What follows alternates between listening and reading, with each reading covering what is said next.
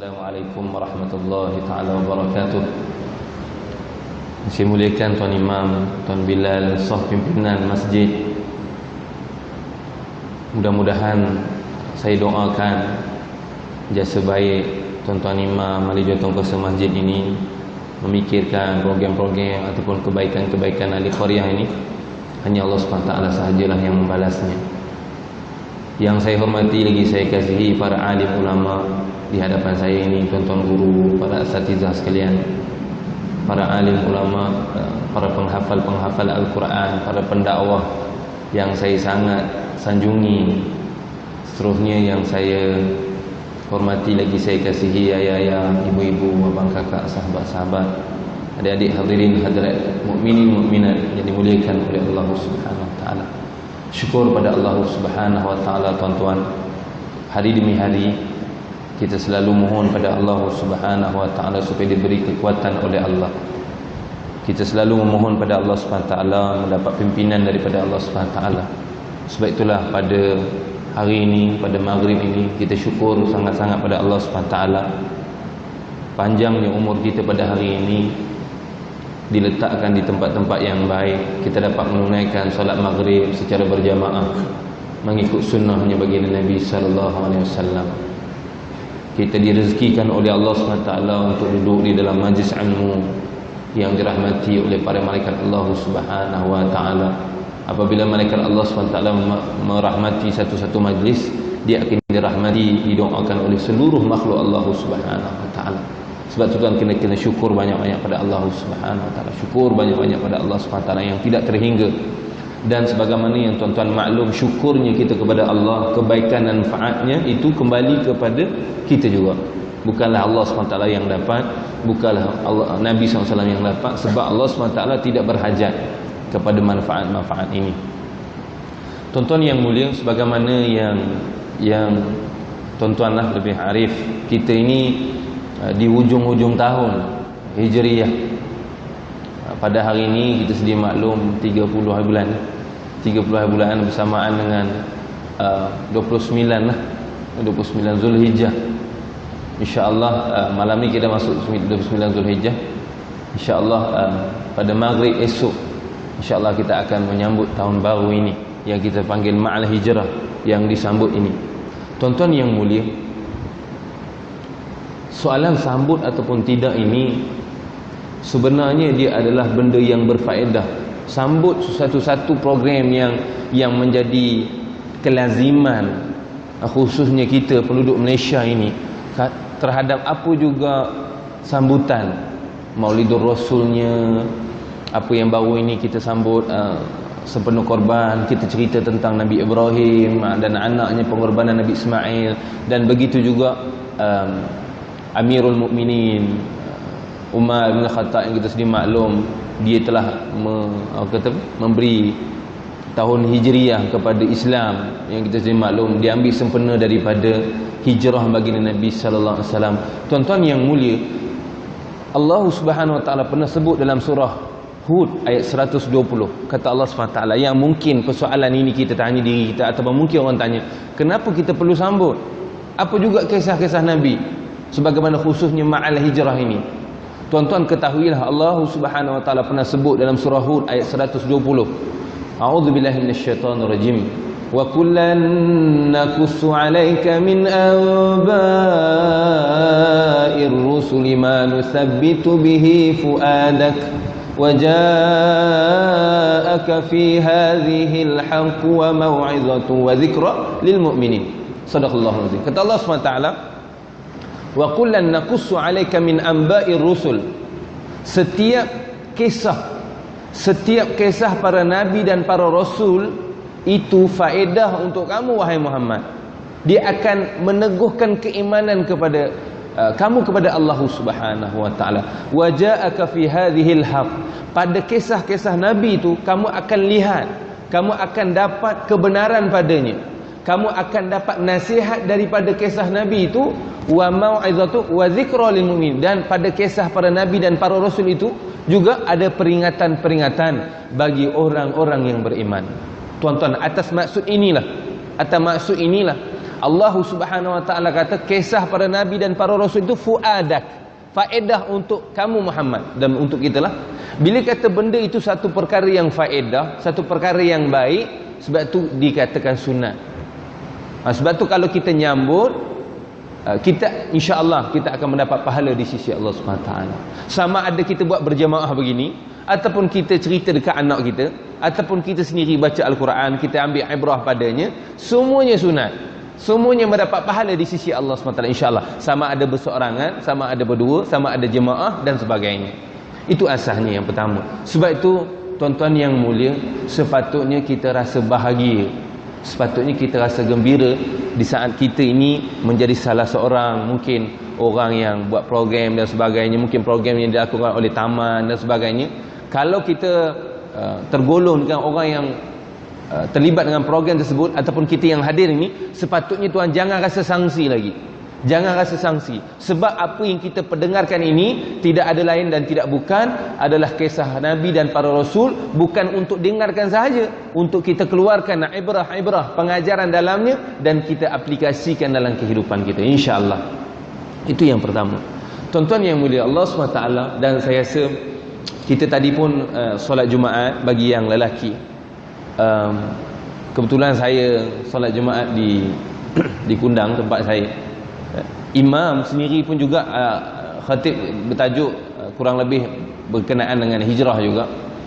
Kalau tuan-tuan perasan, ayat yang pertama khatib baca pada khutbah tadi dalam surah At-Taubah, kata khatib, a'udzubillahi minasyaitan, dibaca surah Taubah ayat 20. Kata Allah SWT, alladzina amanu wa hajaru wa jahadu fi sabilillah bi amwalihim wa anfusihim a'zamu darajatan 'indallah wa ulaika humul faizun. Tapi khatib baca ayat yang 20 lah.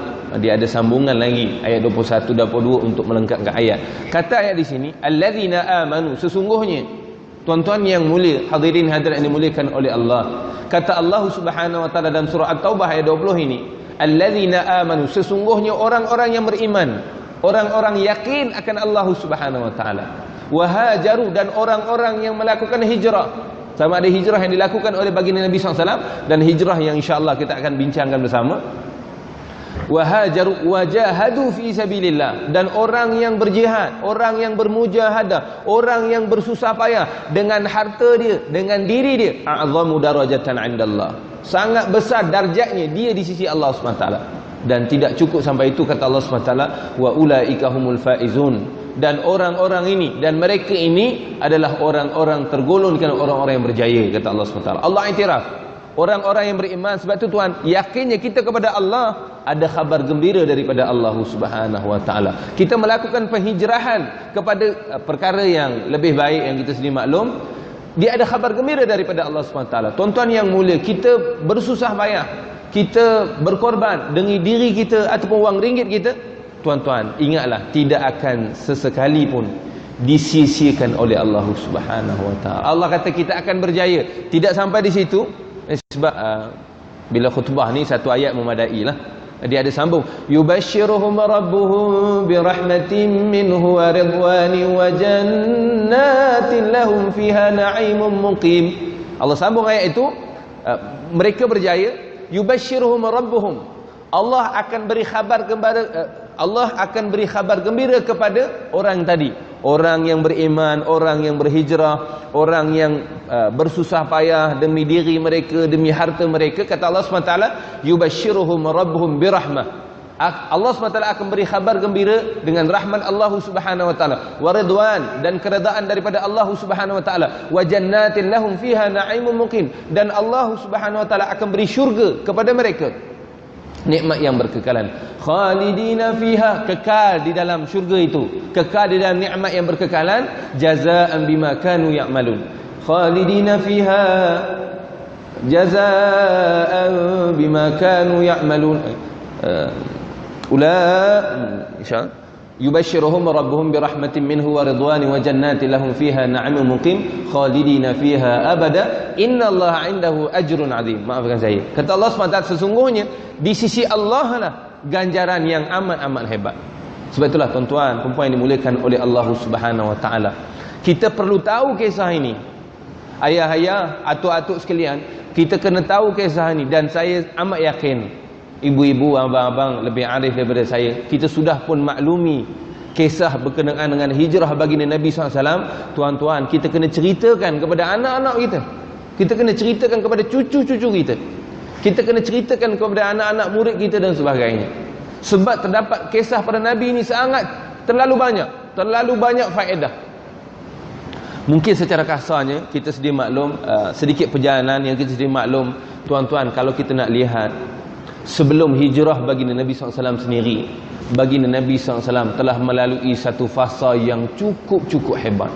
Yang kita sudah maklum 40 dapat wahyu, kita sudah maklum berdakwah secara sir, lepas itu berdakwah secara terang-terangan, diuji oleh Allah SWT dengan kematian isterinya, dengan kematian pakciknya, Isra' wal Mi'raj yang kita sudah maklum, sampailah ketika peristiwa hijrah ini yang kita sudah maklum juga adalah perintah daripada Allah Subhanahu wa taala. Namun sebagaimana yang tuan-tuan maklum, hijrahnya baginda Nabi SAW, percubaan baginda Nabi SAW ke Yathrib bukanlah yang pertama. Sebelum itu dia dah pergi ke Taif, betul? Dia pergi ke Taif dengan anak angkatnya Zaid bin Harithah yang kita sudah maklum.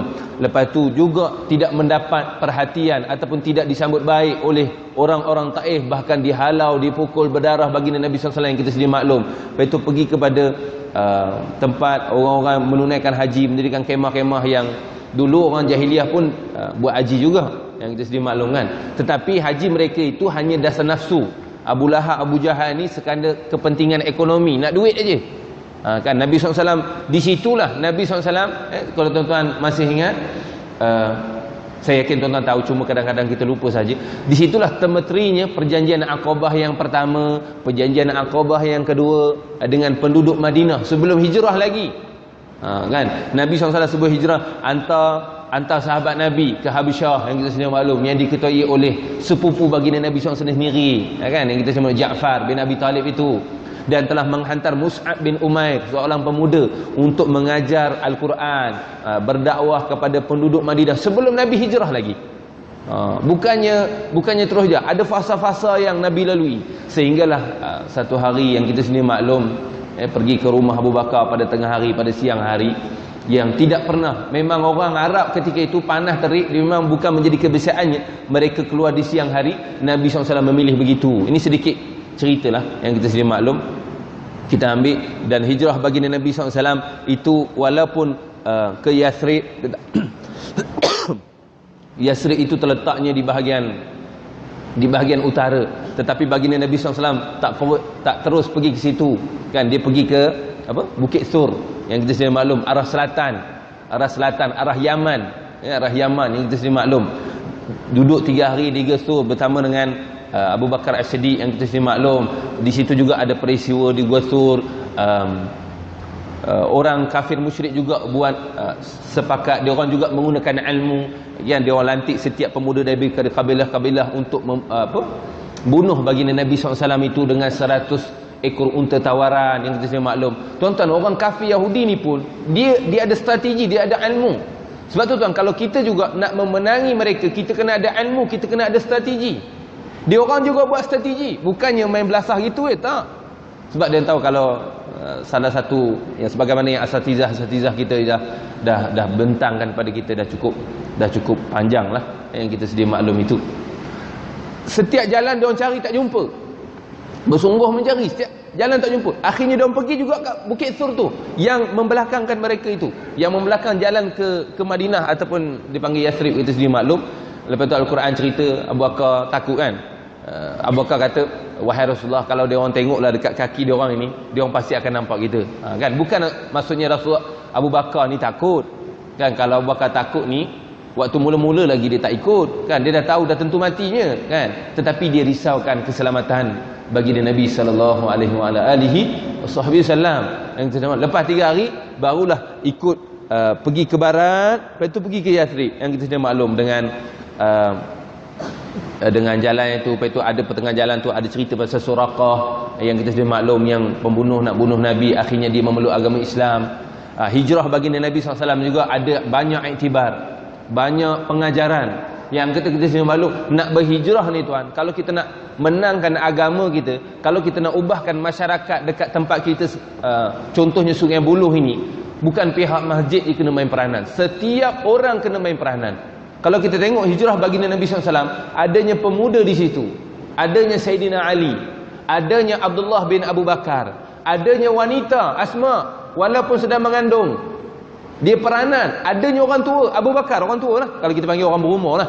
Adanya pemuda, adanya wanita, ada yang berumur. Abu Bakar ketika itu lebih kurang 51 tahun umurnya.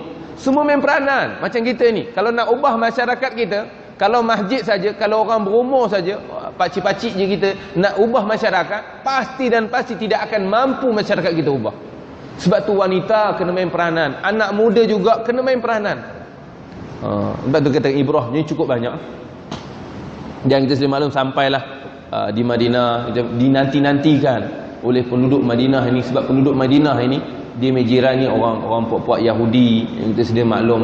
Mereka sudah tahu dah tentang Rasul yang akhir ini, yang kita sudah maklum. Mereka lebih kenal, mereka kenal Nabi Muhammad yang bakal lahir ni, lebih mereka kenali daripada anak-anak mereka. Allah SWT sebut dalam Quran Al-Karim. Kan begitu juga sambut kaum Muhajirin yang ikut Nabi ni, kaum Muhajirin, dan kaum Ansar ni ialah penduduk asal, penduduk Madinah yang diduduki oleh puak Aus dan Khazraj, disatukan. Maksudnya tuan-tuan, nak menegakkan agama Islam ni tuan, kesatuan ni cukup penting. Sebab tu baginda Nabi sallallahu alaihi wasallam nak menyatukan ataupun nak mendirikan ataupun agenda yang besar. Nak buat negara ni tuan, nak ada anak negara Islam ni, satu agenda yang besar. Satu agenda yang besar. Tetapi Nabi SAW sebelum dibuat agenda yang besar, dia perlu satukan di antara puak-puak orang-orang yang beriman ini. Begitu juga tuan, kalau selama mana kita tidak bersatu, selama mana kita bergaduh sahaja, kita tidak akan dapat merealisasikan negara Islam itu sendiri. Tak mampu, pasti tidak akan mampu. Bukan maksudnya nak perfect itu, tidak. Bukan, sebab waktu Nabi dibuat negara Islam pun, dah tubuhnya negara Islam dan sebagainya, masih lagi ada perbalahan. Bukan maksudnya bila dah ni pun tak ada sikit pun perbalahan, tak mungkin. Nabi sallallahu alaihi wasallam sendiri waktu adanya penduduk Madinah ataupun negara Madinah, Madinatul Munawwarah itu, ada juga puak asal berbalah dan sebagainya. Ada juga orang kafir yang dikatakan piagam Madinah, law antara orang kafir dengan orang Islam ini, ada benda-benda yang perlu dipatuhi.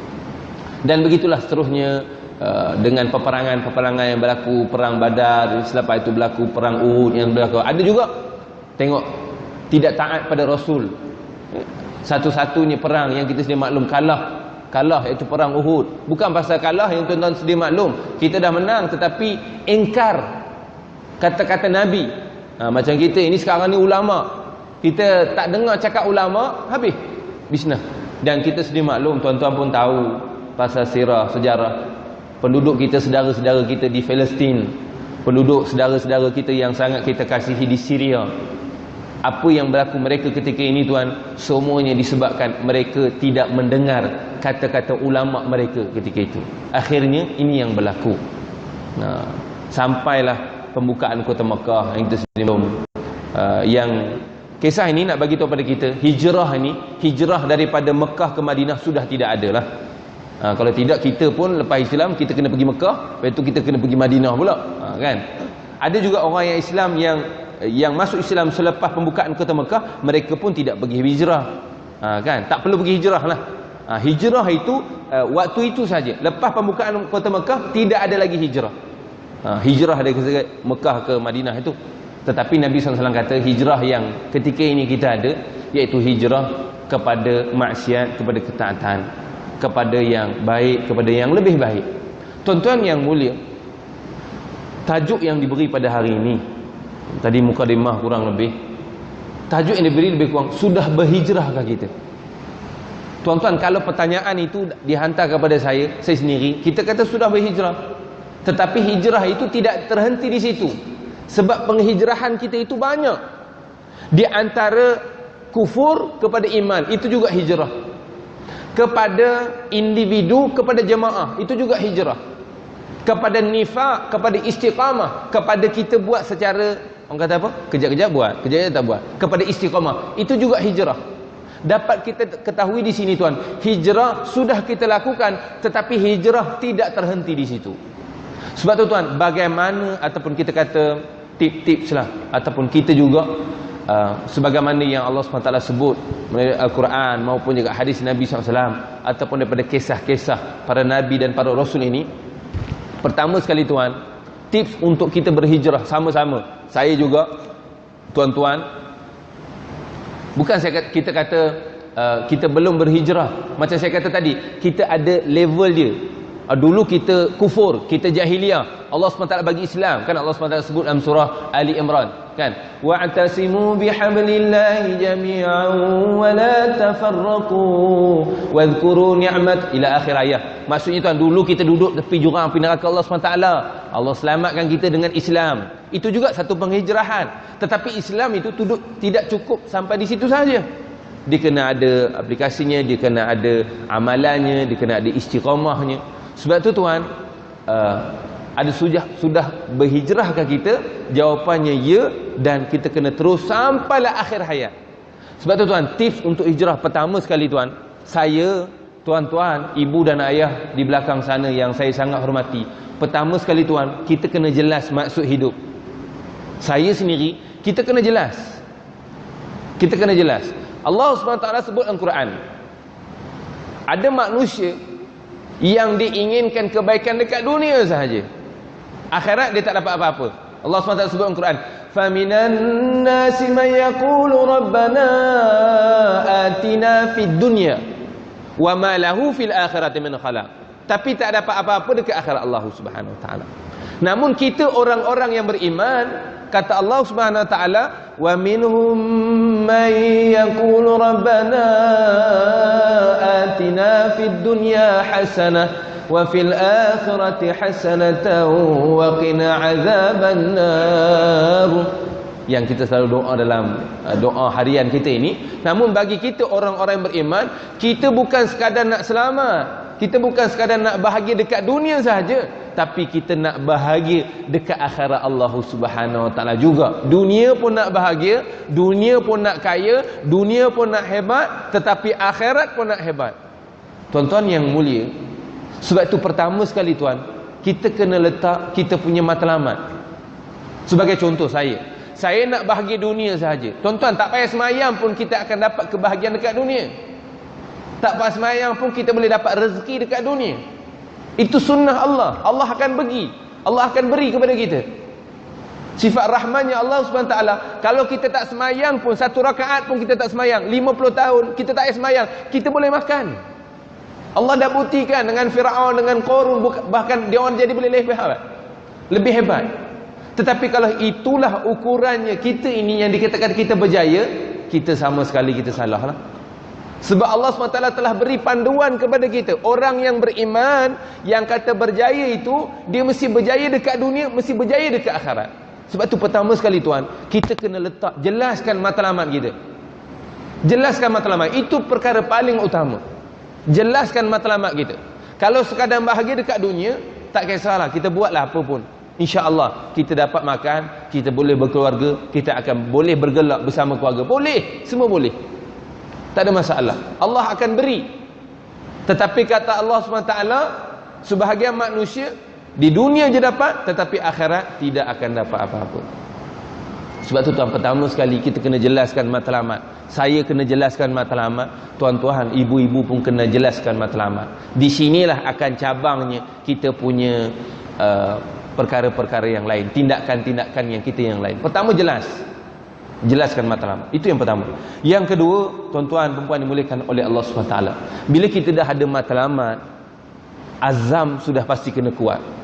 Sebagaimana baginda Nabi SAW, kalau kita tengok dalam peristiwa hijrah ini, baginda Nabi SAW, macam kita kata, nak ubah umat, dia bermula daripada penduduk Mekah. Bukannya dia tunggu hijrah aja, waktu duduk Mekah dia tak usaha, tak.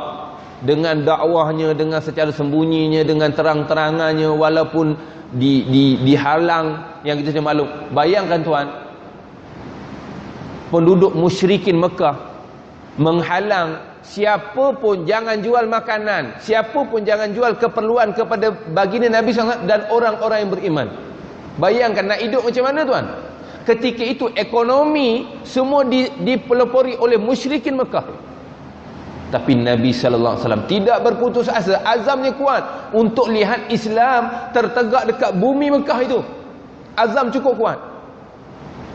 Dan gitulah seterusnya, kita sendiri maklum, sampailah akhir hayat, sampailah pergi Taif tadi, sampailah pergi perjanjian, sampailah Allah SWT perintahkan pergi hijrah dan pergi buat comeback balik, pergi pembukaan kota Mekah. Azam Nabi kuat. Azam tu kena kuat. Kita semua azam kena kuat, cita-cita kena kuat. Sudah kita ada matlamat tadi, kita ada matlamat, kita kena ada azam yang kuat. Dan yang ketiga tuan, sudah pasti dengan ilmu. Pasti kita hijrah tuan. Saya sendiri tuan-tuan, kita kena ada ilmu. Sebagaimana ditunjukkan oleh baginda Nabi SAW dalam peristiwa hijrah ni, ilmu cukup penting. Tuan-tuan yang mulia, kenapa Nabi SAW pergi ke selatan baru pergi utara? Ilmu, strategi, ilmu. Nak buat strategi kena ada ilmu. Kenapa Nabi SAW menyuruh sahabat-sahabat Nabi pergi ke Habasyah, tidak ke negara-negara yang lain? Sebab Nabi tahu dekat Habasyah ada raja yang masih mengikut ajaran Nabi Isa AS. Sahabat-sahabat Nabi tidak akan disakiti, bahkan dibunuh. Tidak. Iaitu ilmu. Ilmu, tuan-tuan yang mulia, sudah pasti dengan ilmu.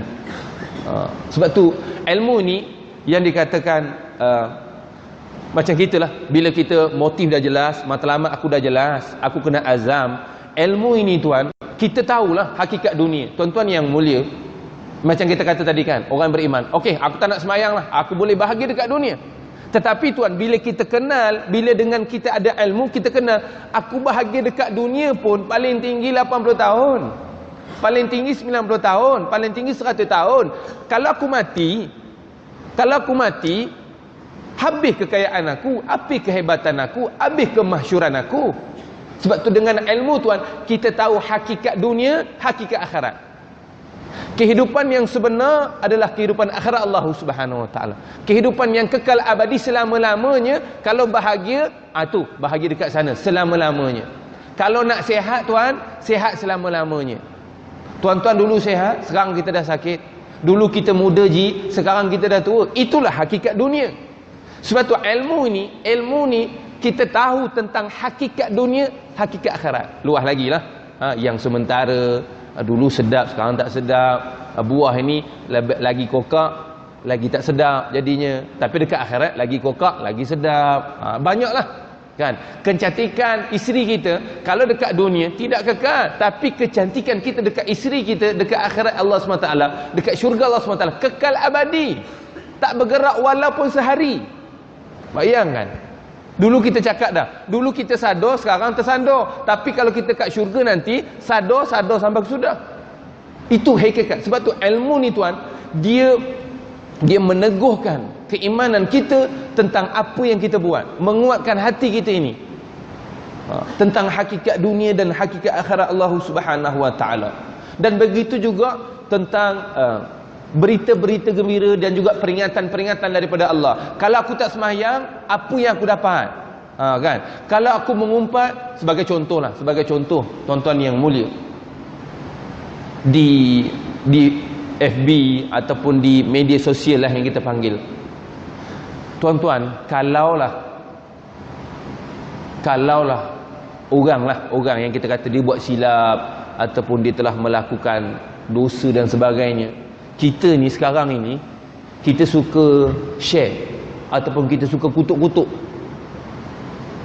Itu kalau kita tak ada ilmu. Tapi kalau kita ada ilmu, orang yang beriman, kalau kita tahu haram hukumnya, kan? Haram hukumnya. Allah Subhanahu Wa Taala kata dalam Quran, innamal mu'minuna ikhwah. Setiap orang-orang yang beriman itu saudara.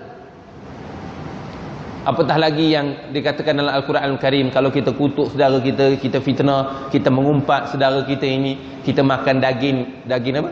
Daging mayat. Kan Allah SWT sebut dalam surah Al-Hujurat kalau tak silap saya, dalam surah Al-Hujurat Allah SWT bagi tahu. Tuan-tuan yang mulia, bukan kita kata kita tak boleh tegur. Cuba bayangkan kalau yang buat kesilapan itu bapa kita, kalau yang buat kesilapan itu mak kita, kalau buat kesilapan itu adik-beradik kita, adakah kita akan share dekat orang? Pasti tidak, tuan. Saya tak pernah dengar lagi orang share keburukan bapa dia sendiri, dia share keburukan mak dia sendiri. InsyaAllah kita beri laluan untuk azan rasanya. Lagi 3 minit InsyaAllah. Sebab tu tuan, kalau kita ni tangan-tangan orang yang beriman ini, kita tidak akan share sesenang wenang. Tidak.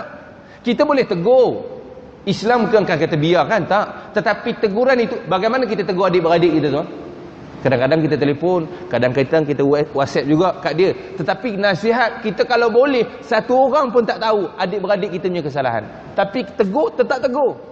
Tapi kita sekarang tuan, kita main sedap. Dapat saya bawa, dapat saya bawa. Tahu ke betul ke tak betul, itu belakang kira. Kalau betul pun tuan, Islam tak suruh begitu. Sebab itu kata tuan, kalau kita tahu, ya Allah, kalau dia ni saudara aku, takkan sampai hati. Dia macam adik-beradik aku. Bahkan saudara Islam ni tuan, lebih kukuh daripada saudara darah daging ini. Mus'ab bin Umair, pemuda masa berperang dengan abang dia, dia lebih mempertahankan saudara Islam daripada abang dia, bunuh abang dia. Sebab Islam bagi tahu pada kita, persaudaraan Islam ini lebih kuat daripada persaudaraan darah daging.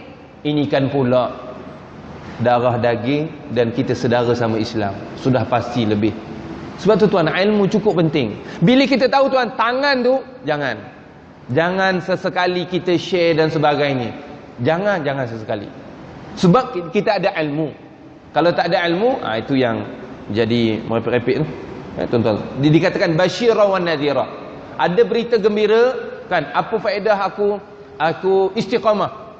Istiqamah kan tuan, kita nak istiqamah ni susah. Tetapi bila kita teringat akan ayat Allah SWT, Allah SWT bagi tahu betapa indahnya orang-orang istiqamah ini. Innal ladzina qalu rabbuna Allah thumma istaqamu fala khaufun alaihim wala hum yahzanun ulaika ashabul jannah khalidina fiha jazaa'an bima kanu ya'malun. Kata Allah SWT, sesungguhnya siapa yang katakan Tuhan kami ialah Allah, thumma istaqamu, kemudian dia istiqamah, fala khaufun alaihim wala hum yahzanun. Orang-orang yang beriman, orang yang istiqamah, tidak akan rasa takut dan tidak akan rasa sedih hati. Ulaika ashabul jannah, mereka akan masuk syurga, khalidina fiha, kekal di dalamnya, jazaa'an bima kanu ya'malun, balasan ganjaran terhadap apa yang telah mereka lakukan. Tuan-tuan, walaupun susah tuan, sebab tu kalau kita tengok tuan, haji-haji, pakcik-pakcik ini, pakcik-pakcik kita ni, ibu-ibu, walaupun kadang-kadang sakit lutut je, kadang-kadang sakit pinggang, tetapi apabila ingat janji-janji daripada Allah, datang juga surau, datang juga masjid.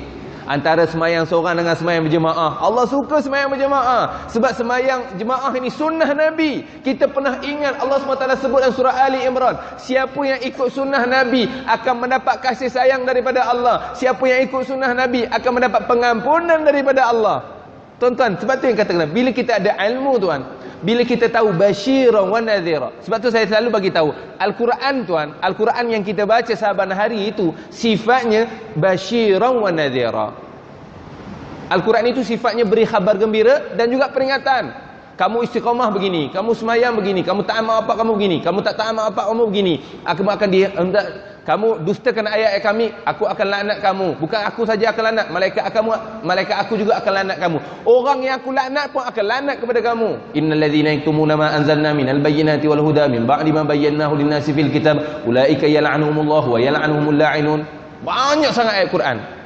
Sebab tu tuan, asasnya insya-Allah kita tangguh azan sekejap. Alhamdulillah.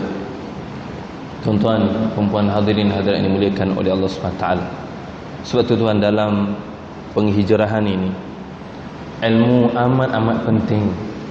Ilmu yang dikatakan yang akan memberi kita rasa seronok, gembira untuk beramal.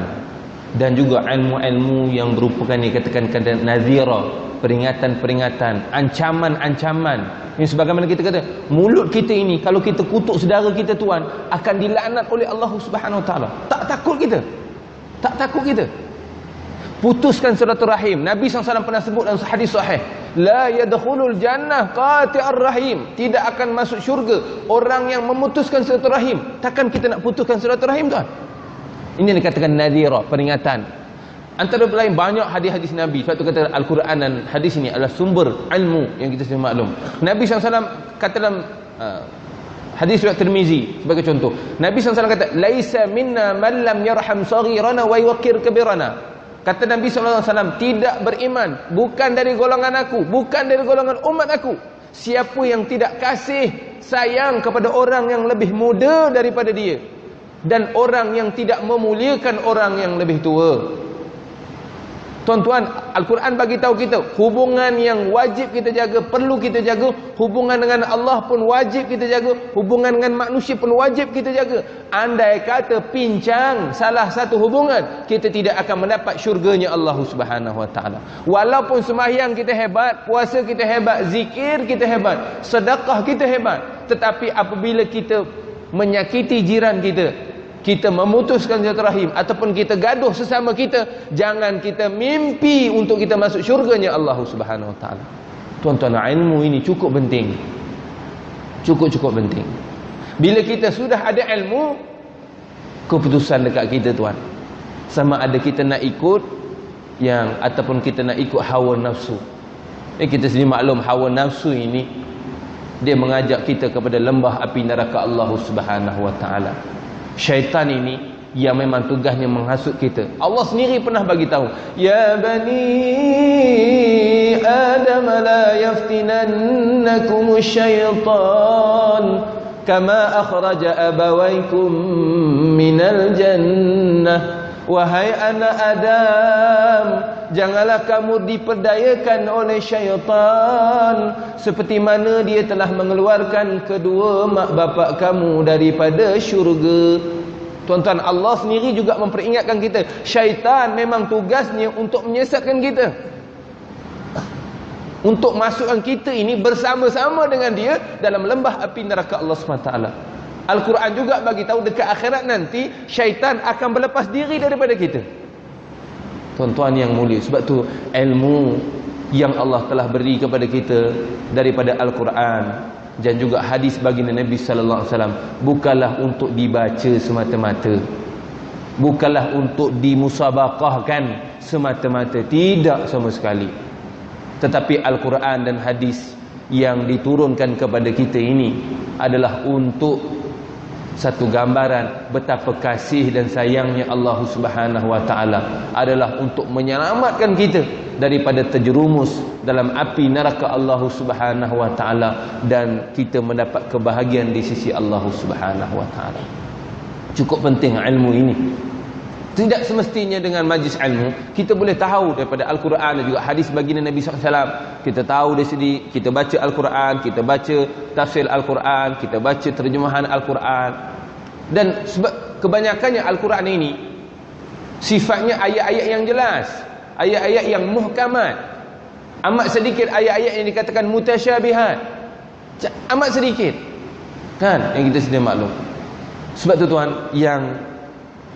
itu yang ketiga. Yang keempat, kawan dan suasana ni cukup penting. Sebab tu tuan, kalau tuan-tuan tengok dalam peristiwa hijrah ini, kenapa baginda Nabi sallallahu alaihi wasallam tidak berhijrah seorang diri? Kenapa baginda Nabi sallallahu alaihi wasallam sebagaimana yang diwahyukan oleh Allah? Sudah pasti Nabi SAW mengajak Abu Bakar tu kan. Nabi mana ada bercakap ataupun melakukan suatu perkara mengikut hawa nafsu? Tak, semuanya perintah daripada Allah.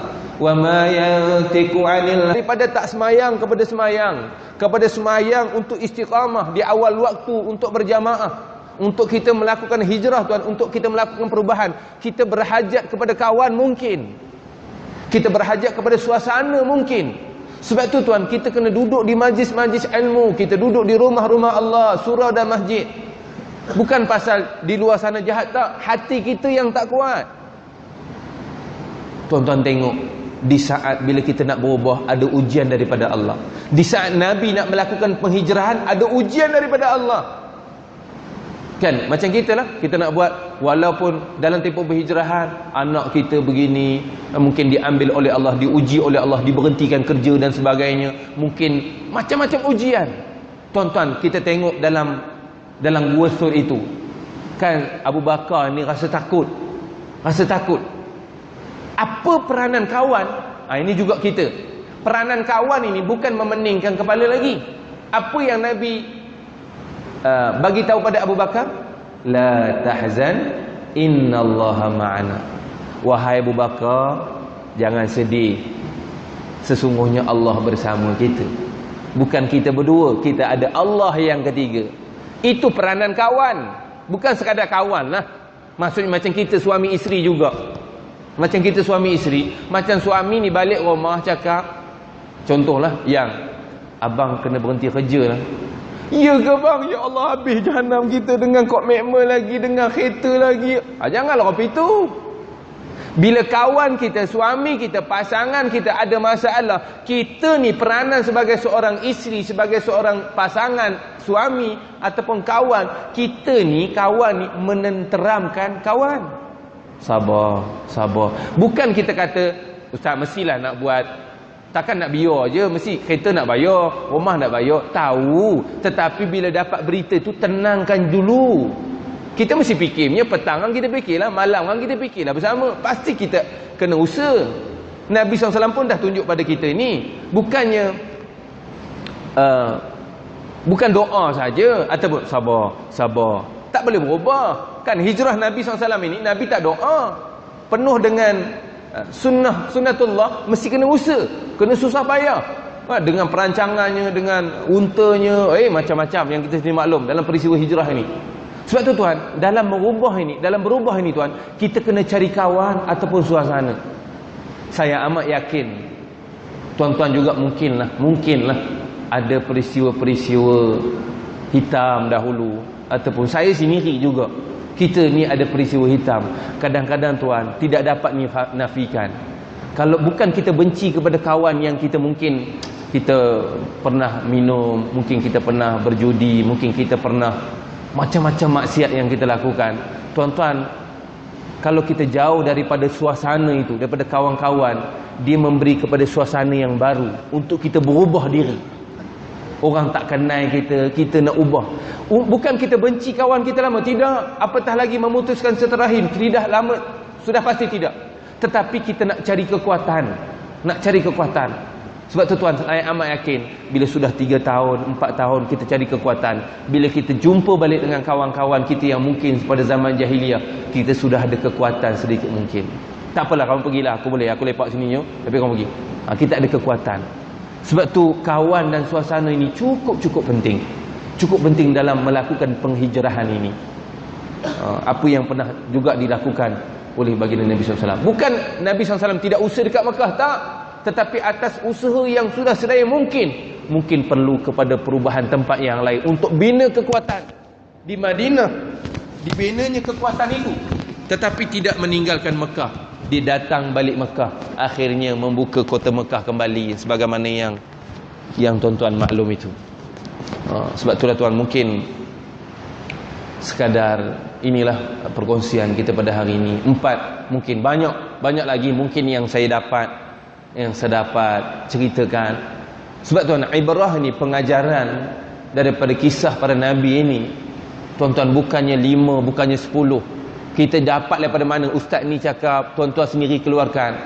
Sesungguhnya tuan, kisah ataupun ibrah daripada kisah para Nabi, seluruh makhluk berkumpul untuk keluarkan ibrah pengajaran, tidak akan dapat selesaikan lagi ibrah pengajaran yang dapat daripada kisah para Nabi dan para Rasul.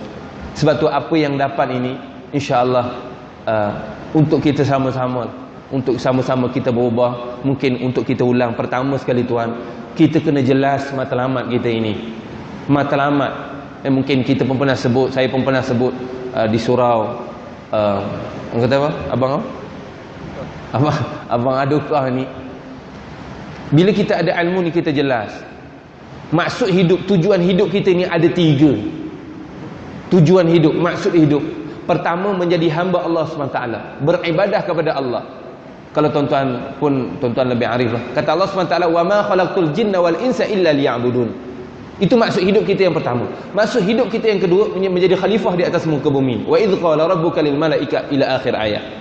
Maksud hidup kita yang ketiga, iaitu mengikut apa juga yang pernah dilakukan oleh baginda Nabi SAW, iaitu menyeru manusia buat baik, mencegah manusia daripada melakukan maksiat. Kuntum khaira ummah ukhrijat linnas ta'muruna bil ma'ruf wa tanhauna 'anil munkar. Sebab tu kan saya kata, pertama sekali kita semua, saya sendiri, ibu-ibu, akak-akak saya sekalian, abang-abang yang mungkin baru balik kerja, pakcik-pakcik yang mungkin dah berumur, pertama sekali tuan, kita kena jelas maksud hidup kita. Memang perlu jelas maksud hidup. Maksudnya nak dunia sahaja ke nak akhirat sekali? Kena jelas. Kalau nak dunia, tak payah semayang tak apa, tak payah puasa tak apa, tak payah buat baik dengan kawan tak apa, tak payah buat baik dengan isteri tak apa, tak payah taat perintah suami pun tak apa, tak payah. Sebab dunia Allah akan bagi, kalau tak taat pun Allah bagi.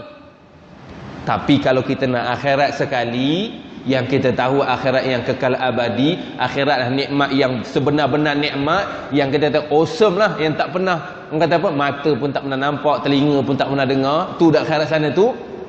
Itu kita kena jelas. Nak dunia sahaja ataupun dunia akhirat. Itu yang pertama. Yang kedua, yang kita sudah maklum, kita kena ada azam yang kuat. Kita kena ada cita-cita yang cukup kuat, sebagaimana yang digambarkan oleh baginda Nabi SAW. Dan yang ketiga yang penting tuan, kita kena ada ilmu lah. Kita kena ada ilmu. Ilmu yang dikatakan tentang hakikat dunia, hakikat akhirat, hakikat yang dikatakan basyira wa nadhira.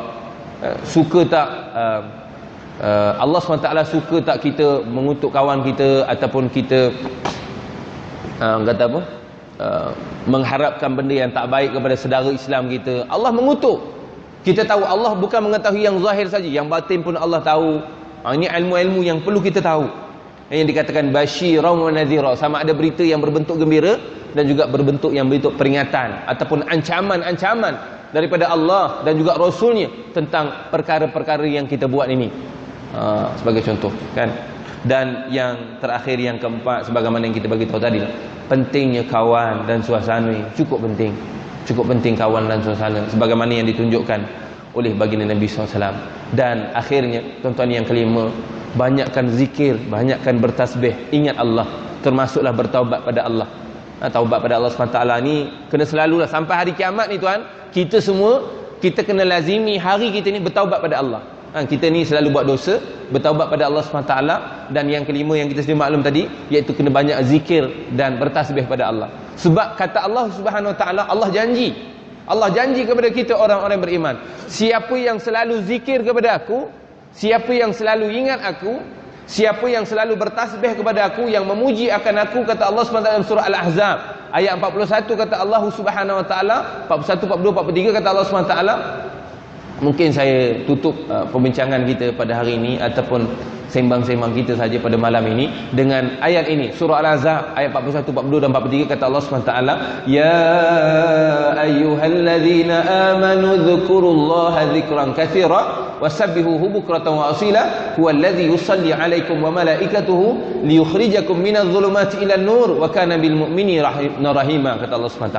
Kata Allah SWT, wahai orang-orang yang beriman, ingatlah akan aku, berzikirlah kepada aku dengan zikir yang sebanyak-banyaknya, pujilah pada aku, bertasbihlah kepada aku dengan pada waktu pagi dan petang, wasabbihuhu bukratan wa asila, pada waktu pagi dan petang, huwallazi yusalli alaikum, aku, kata Allah SWT, dan malaikat aku akan berselawat kepada kamu, yakni akan keluarkan kamu daripada liyukhrijakum minadh-dhulumati ilan nur, akan keluarkan kamu daripada kegelapan kepada cahaya, kepada maksiat, daripada ketaatan, daripada neraka, daripada syurganya aku, kata Allah SWT.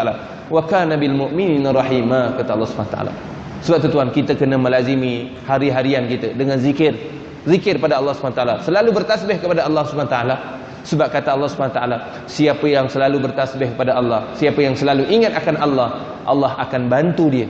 Allah SWT akan, yang selalu kita sebut, taufik dan hidayah, Allah Subhanahu wa taala. Dan kita amat yakin dengan janji Allah, siapa yang mendapat taufik dan hidayah daripada Allah, siapa yang dapat pimpinan daripada Allah, pasti akan bahagia dekat dunia, bahagia dekat akhirat Allah Subhanahu wa taala. Sekadar itu perkongsian sajalah.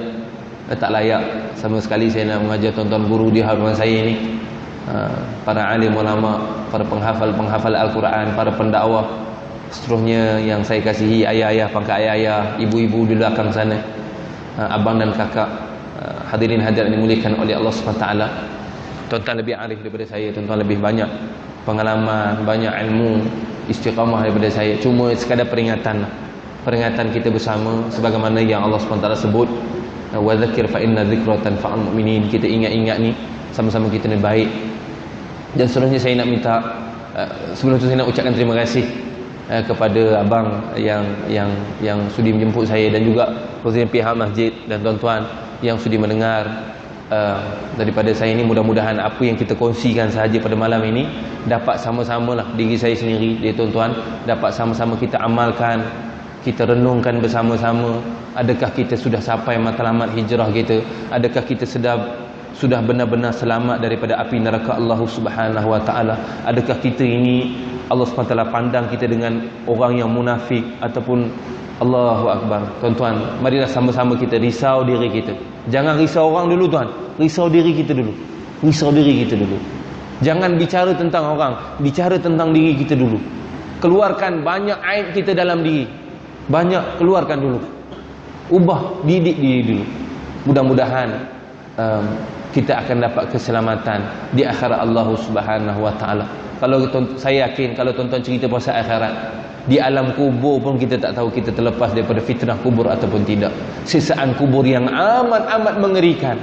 Tuan-tuan, saya teringat kata-kata Ibrahim bin Adam, seorang ahli sufi, seorang yang cukup cinta pada Allah, orang yang menjadi Allah matlamatnya. Dia tuan, dia selalu pesan pada diri, dia bukan selalu pesan pada diri orang, dia selalu pesan diri dia. Dia kata apa? Aku tahu kubur itu satu perkara, satu alam yang amat pedih, amat mengerikan, tapi aku belum ada penolong dalamnya. Aku tahu perjalanan akhirat Allah Subhanahu wa taala satu perjalanan yang cukup panjang, kata Ibrahim bin Adam, tapi aku belum ada bekalan untuk perjalanan yang jauh itu. Aku tahu, kata Ibrahim bin Adam yang terakhir, aku tahu yang akan menyoal aku, yang akan menanya aku, yang akan menghisap aku dekat akhirat, iaitu Allah yang maha berkuasa, Allah yang maha perkasa, Allah yang maha mengetahui zahir dan batin aku, tetapi aku belum ada hujah peguam bela untuknya. Wabillahi taufiq wal hidayah. Assalamualaikum warahmatullahi wabarakatuh.